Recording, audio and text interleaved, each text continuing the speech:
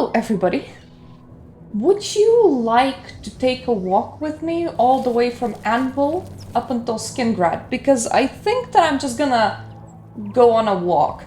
The reason why I'm not recording myself with this is because Oblivion very infamously tends to throw quite a bit of wild animals at you, and I don't really want to be having interruptions to the flow of my thoughts or having to make very jarring cuts that include the image of myself just kind of switching positions and things like that. So if we encounter anything that really takes away my attention, we're gonna just pretend that that has never happened. Anyway, today we're gonna be talking about old games, so I thought that this was a good game to talk about it in. It's mid-2000s, which means that as a game, this isn't even a game that is all that old. There are definitely games that are much older than this, but the newest things that really changed my mind about video games have kind of happened in the span of perhaps the last about 10 to maybe 15 years. Therefore, anything from mid-2000s honestly works. Now, mind you, I seem to have an issue locating the path to Skingrad. Please bear with me. There we go. This looks like the right way. I'm pretty sure I can still read signs. I've seen a lot of creators complain about things that are very... let's say they're very to do with the fact that a lot of games right now, even single-player games, they're live service. This means that you expect to purchase a product which is not entirely complete on release, and you expect it to be supported for some amount of years. During the support, they're gonna release paid DLC, but more importantly, the developers will be releasing free updates to the game. A lot of games get broken like that. If I am purchasing a live service game, even if it's single player, even if I like it, this means that that game might not be exactly what I enjoyed, or what I liked, or what I wanted 2-3 years from me making the purchase. The game can stop working on my system, for one thing. The game can get annoying mechanics or pop-ups that were not present in the game when I purchased it. The game could have mechanics that are only countered if you purchase DLCs. The game could have social media integration. And the game could just be disabled and stop working on your system entirely.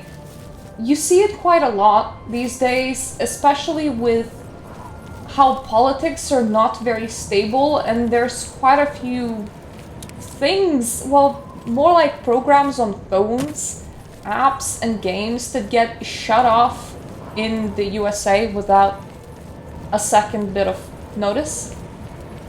I can't really exactly say that I enjoy the thought that at any point somebody can just come in and take away the product that I have purchased with my own money.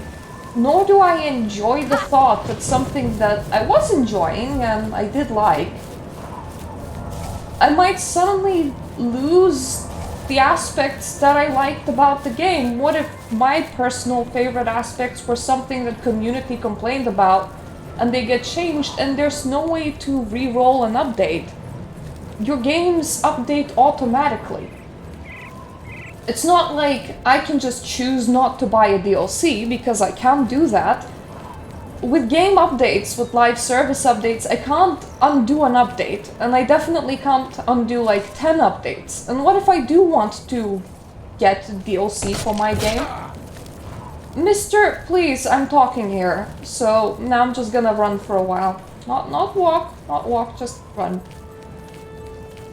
If I ever wanted to buy a DLC, even if I managed to freeze my game... Oh no, mountain lions are definitely a problem. I would need to unfreeze it and update it to points that I do not enjoy in order to then use and play this DLC that I wanted to have in my game. It just...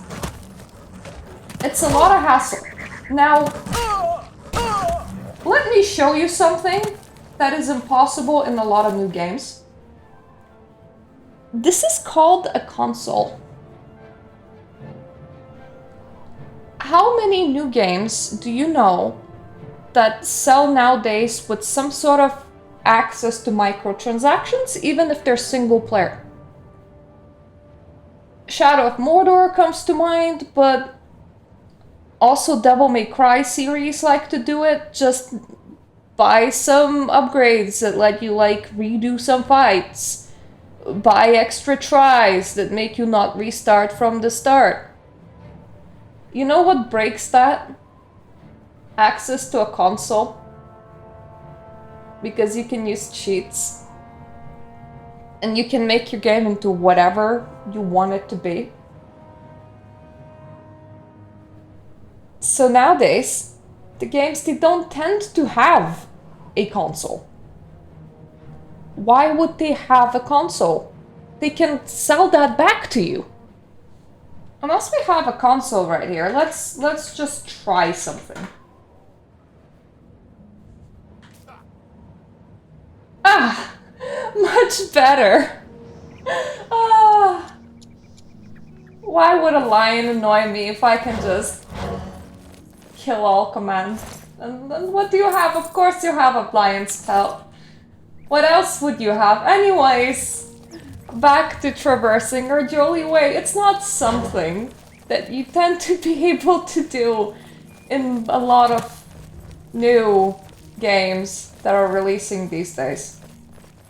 Console is something that tends to just get hidden. Are you aggressive or... No, you're just fast. Goodbye. Have fun over there, wherever you're going. Onwards!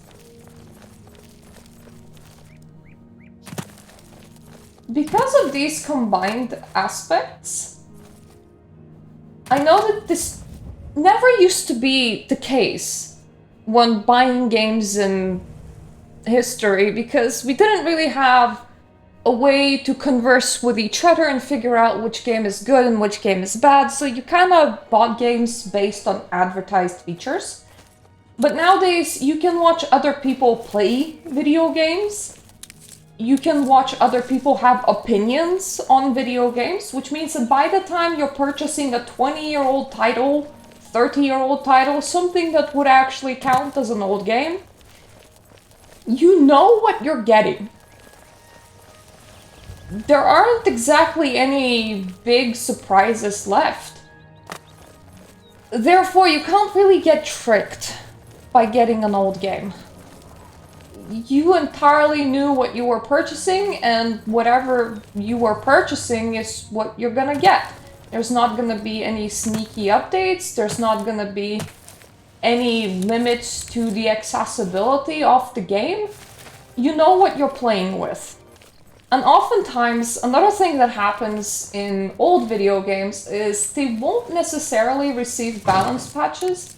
And honestly, I'm very confused. Oh, okay. Well, you two duke it out over there. I'm very confused as to why we need balance patches for single-player games.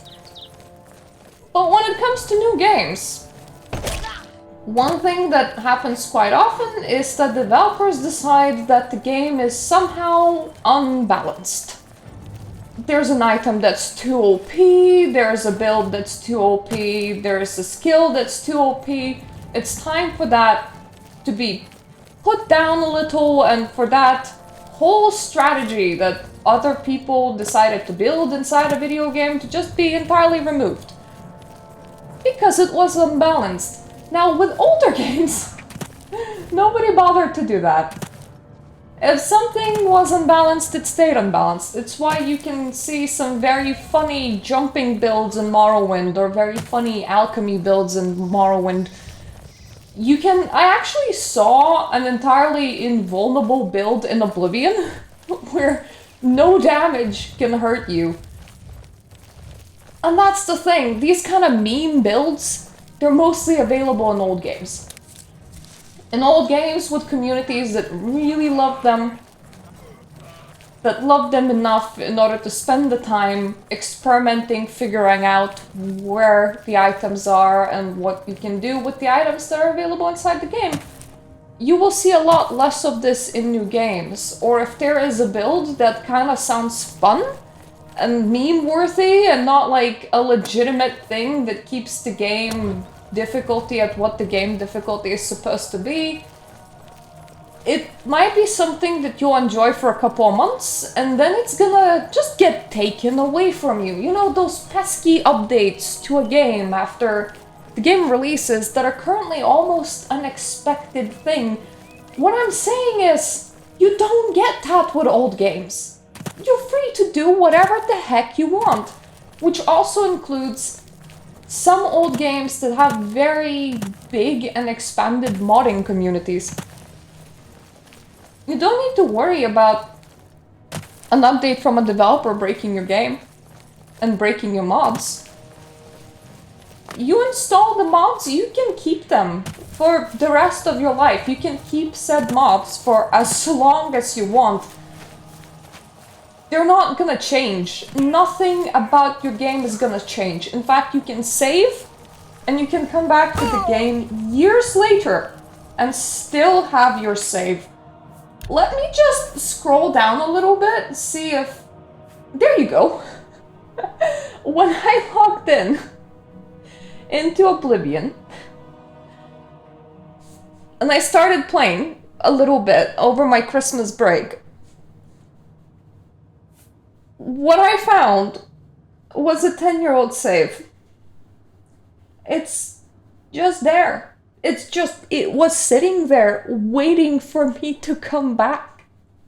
Because where is it gonna go? And throughout those 10 years, there were 0 changes to this game. And you have no idea how refreshing that is sometimes. Especially when you're used to the whole mill of updates going one after the other. And you're used to your game breaking, you're used to the game changing compared to when you last played it. You're used to having to re-update your mods and re-download your mods and see if some of the mods are still compatible with the game or not. There's a lot of fuckery that you have to do when a game is being actively updated that you just can completely put it out of your mind when it's not. And another thing, majority of platforms that include online connectivity, such as like Ubisoft Store, EA Store, and similar, oftentimes what happens is you can unexpectedly lose access to the products that you own. Maybe you misplaced your password, but more often than not, the companies are kind of scummy and they will try to do things that allow them to just kind of take away some of your products and hoping that maybe you're not gonna notice. You go and take care of all the people that I dragged over here. Well, I'm just gonna go into Skingrad and stand around for a little bit. Thank you. Thank you so much. And of course, in a lot of situations it's illegal, but there were some laws recently, especially from I heard, a law in America that tried to reclassify your digital entertainment media, like video games, as something that you don't own. You're simply buying it to rent. It does allow single-player games to have a life expectancy. And after they live past said life expectancy, they can just be removed from your account. I don't know about you, but I'm definitely not a fan of the direction that all this is heading in. I'm used to it, because I do play quite a few modern games. I enjoy new things. I like the innovation, but also there's a lot of things that I hate. Over here! Yes, you. We need to talk. Let's just get into the chapel to escape the creepy follower that apparently I just got. Guys, I'm just gonna sit down and talk in here in case... walking by Salmo's place. The smell of her bread baking is... Do you mind? I'm trying to have a conversation. I'm just gonna stand over here. Hope that I'm gonna hear them a bit less. Yeah, that works. I'm just gonna be the creepy person next to the altar of Stendar. Many are dead. Yeah, I like it here. Even Saint Jude, who drove... Anyway, I'm kind of used to it. I even play games that I absolutely know will not have forever availability, like MMOs or free-to-play gacha games that run off a browser and require an internet connection for you to, you know, even be able to play them because reasons. We can't talk here. Oh, wow. Too public.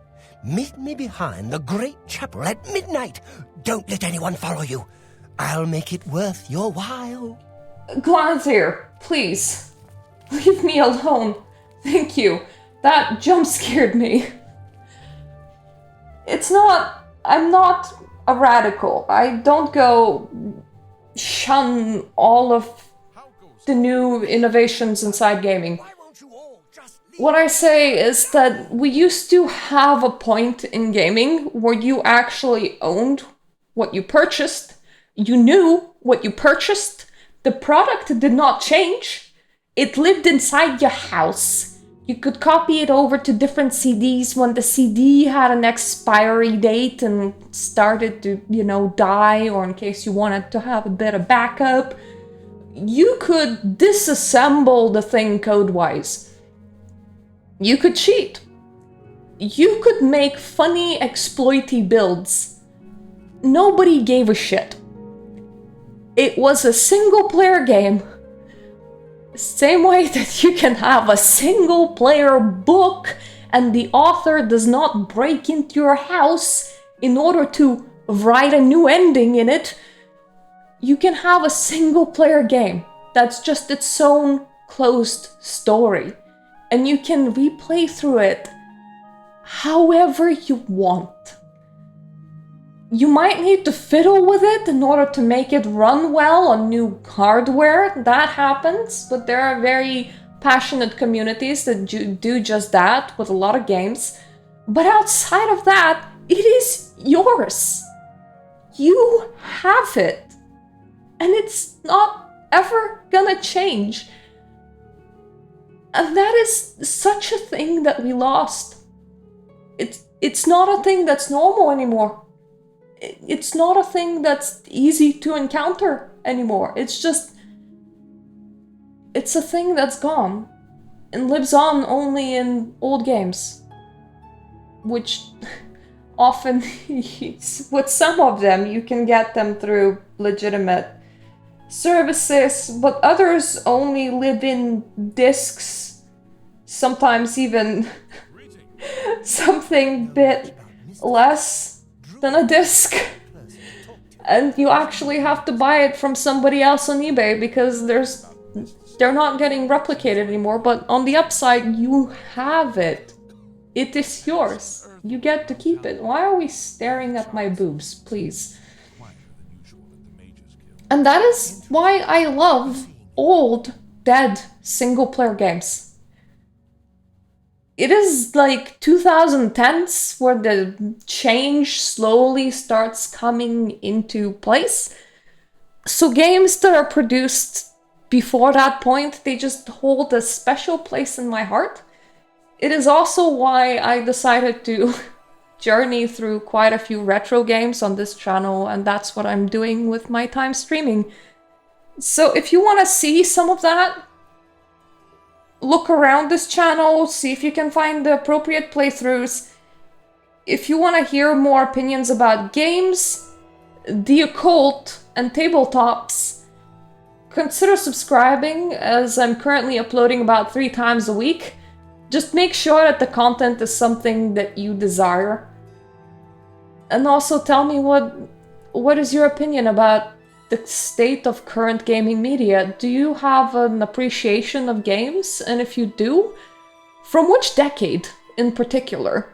What is your go-to game world? The things that you really love to return to over and over again? I would love to hear that. And thank you for watching this video, if you're still here after all this time. And also, thank you for my Patreon subscribers that allow me to produce videos like these. I hope I'm gonna see you on my other videos. And toodaloo for now.